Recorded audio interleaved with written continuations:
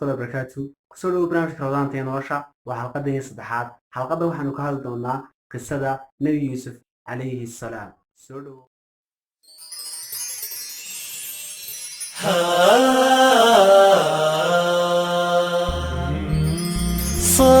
صوم بشهر رمضان صوم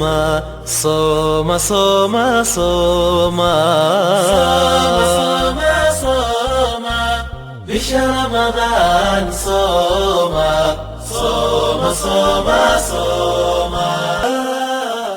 kamida wiil yar ayaa ku dhashay Ciraaq. Wiil yar laakiin tijaabo weyn. Wiilkan waxa uu la dhashay 11 caruur. Aabihii ayaa aad iyo aad u jeclaa. walaaladiina waxay ka hinaasi jireen in aabahoodu danaynayo wiil iyaga ka yar haddana uu siinayo ihtimaam iyaga ka badan. habeenada ka mid ah wiilkan yar waa uu riyooday. waxa uu riyada ku arkay 11 xidig iyo cadceedda iyo dayaxa oo isaga u sujuudsan. kadib wiilkii yaraa argagax darteed uu kacay waxaana uu tagay aabihii waxaana uu sheegay sida ay wax u markuu aabihii u sheegay riyadiisii aabihii wuxuu fahmay macnaha riyadiisii waxaana uu ogaaday in wiilkiisan yar uu ka mid noqon doono nebiyada Ilaahay subxaanahu wa tacaala. wiilkan ka hadlaynana waa nebigeenii Nabi Yusuf alayhi salaam. waxa uu aabihii u sheegay inaanu arrintan waxba walaaladii uga sheegin maxaa yeelay waxa ay ku xasteeyeen oo ku ficlinayeen jacaylka aabihii iyo waxyaabo yaryar. bal ka waran maxay sameynayaan haddii ogaadaan in maalin maalmaha ka mid ah ay wiilkan yar isaga u sujuudayaan. walaal weli waxay ka hinaasan yihiin oo ay ka xadhaysan yihiin jacaylka uu qabo wiilkan yar aabahood. kadib waxay degeen qorshe waxa ayna damceen inay walaalkood ay dilaan. aabahood bay u tageen waxayna ka codsadeen in wiilkoodu maanta uu ariga la soo jiro oo uu la raaco si ay khibrad ugu soo noqoto iyaguna waa walaalada ula soo ciyaaro. kadib waa uu raacay iyagoo go'aankoodu ahaa inay dilaan. mid ka mid ah walaaladii ayaa yidhi wal waxa fiican inaynu ku tuurno ceelkan beddelkeedana dilayn. waasaa sida dhacday waxa ay ku tuureen falkooga xumaa. marka ay soo dhammaysteen waa ay soo noqdeen iyaga oo murugaysan oo matalaya in ay ka murugaysan yihiin in la dilay walaalkood.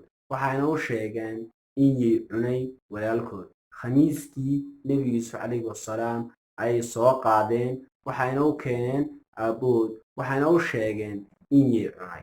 iyagoo khamiiska uu aabahood arkayo inay kusoo dadaadiyeen dhiigga maxaa yeelay hadduu xayawaan qof cunayo dee khamiiska keliya kuma daadaadinayo ee uu ku dul jeexjeexaya. iyagu waxay soo qaadeen khamiis keliya inay ku daadiyeen. markaasi u jawaabay laqad sawarat lakum anfusukum amran fasabrun jamiil. intaa ka bacdi ceelkii ay kusoo tuureen Nabi Yusuf alayhi salaam waxaa soo gala maray dad safara. dadkii safarkii waxay maqleen codka ka dhex yeedhaya ceelka. codkuna waa codka Nabi Yusuf alayhi salaam. way soo badbaadiyeen kadibna waxay ka iibiyeen casiisul masri xaakimkii ama boqorkii masar ayay ka iibiyeen. boqorkii masar ama casiisul misri si ugu bixiyo magaca Yusuf. intaa ka bacdi waxaa dhacday maalin maalmaha ka mid ah in xaaskii boqorku ay damacday Nabi Yusuf alayhi salaam iskuna soo bandhigtay. Nabi Yusuf waxa uu ugu jawaabay macaad allah nacam ilaahay baan ka magan galay. kadib waxa uu kala doortay Nabi Yusuf inuu ilaahay caasiyo iyo inuu galo xasbiga. waxaana uu galay xasbiga. waxaa la galay Nabi Yusuf 2 nin ayay ku wada jireen oo isagoo 3 ku ahaa. inkastoo ahaa 3dooda midka ugu fiican haddana midkii ugu dambeeyay ee kasoo baxa xabsiga. labadii ka horeeyay soo baxa midna waa la dilay midna waxa laga dhigay shaqaale. laakiin markii uu soo baxay Nabi Yusuf alayhi salaam waxa uu noqday boqorka masar casiisul misr ayuu noqday. kabacdi waxa uu rumoobaysaa riyadii Nabi Yusuf alayhi salaam waxaana uu la kulmay caruurtay waalada haayeen iyo labadiisii waalid. waxaana uu rumowday riyadu ku riyooday yaraantii waa ayna u sujuudeen waa qisada Nabi Yusuf alayhi salaam. halkan ayaynu ku wadaagi doonaa 5 cashar oo aynu ka barayno qisada Nabi Yusuf alayhi salaam. بريتولي إسلا برنامجكن isla xilligan hadduu alla idmo.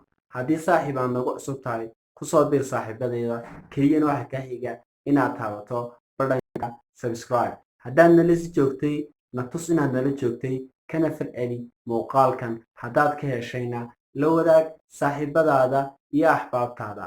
mahadsanid. maca salaama.